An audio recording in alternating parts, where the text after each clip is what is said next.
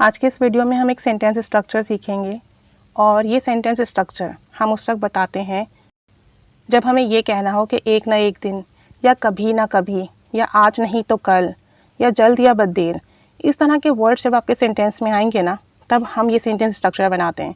और दूसरी बात ये कि हम ये उस वक्त यूज़ करते हैं जब हमें ये बताना हो किसी को कि यार ये काम तो होना है, आज नहीं तो कल होना है, एक ना एक दिन तो होना है, कभी ना कभी तो होना है, जल्द या बदेर होना है। तो जब ऐसी बात हो तो आप इसके लिए वर्ड यूज़ करते हो सूनर और लेटर, सूनर और लेटर, और इसके बाद आपका सेंटेंस आएगा। ठीक है, जैसे मैं कहूँ एक ना एक दिन तो वो मान जाएगी, तो मैं कहूँगी सूनर और later she will agree with us, she will agree with us, sooner और later she will agree with us. अब यहाँ पे फ्यूचर का सेंटेंस बना है she will agree with us, क्यों? क्योंकि मान जाएगी फ्यूचर का सेंस दे रहा है। एक बार सेंटेंस देखें, कभी ना कभी तो तुम्हें यकीन आ ही जाएगा, सूनर और later you will believe us, sooner और later you will believe us. ये भी फ्यूचर में है क्योंकि आप कह रहे हो कि यकीन आ जाएगा, तो फिर आप इसके लिए फ्यूचर यूज़ करोगे, फ्यूचर सिंपल। आज नहीं तो कल तुम ज़रूर नुकसान उठाओगे, सूनर और लेटर यू विल सफ़र या यू विल डेफिनेटली सफ़र। ठीक है, आज नहीं तो कल तुम ज़रूर नुकसान उठाओगे, इसको आप ऐसे भी कह सकते हो सूनर और लेटर यू मस्ट सफ़र।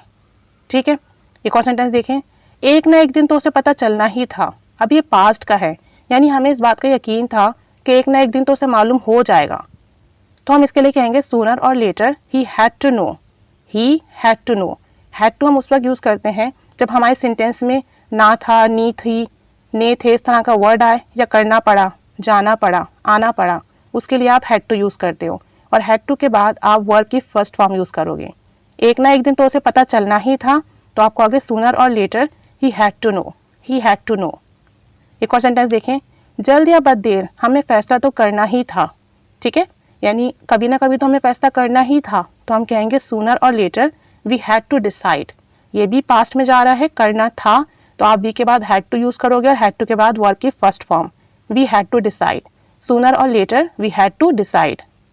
एक लास्ट सेंटेंस देखें, आज नहीं तो कल ये घर बिकना ही था, तो आप कहोगे सूनर और later this house had to be sold. अब ये पैसिव में जा रहा है, घर बेचने वाला मौजूद नहीं है, घर बिकना था। फोकस हमारा ऑब्जेक्ट पर है, घर पर है कि घर तो बिकना ही था, तो आप कहोगे दिस हाउस हैड टू, और पैसिव की वजह से यहाँ पे बी आएगा और बी के बाद वर्ब की थर्ड फॉर्म सोल्ड।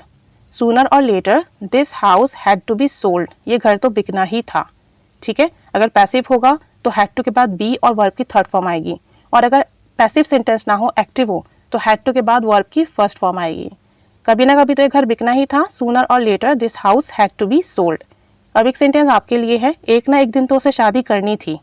ये पास्ट वाला है, एक ना एक दिन तो उसे शादी करनी थी, और दूसरा कभी ना कभी तो तुम्हें एहसास होगा, ये आपका जो है फ्यूचर का है, कभी ना कभी तो तुम्हें एहसास होगा।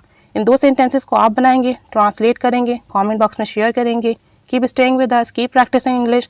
इस स्ट्रक्चर को प्रैक्टिस कीजिए, अपनी कॉन्वर्सेशन में यूज़ कीजिए। Thanks for watching.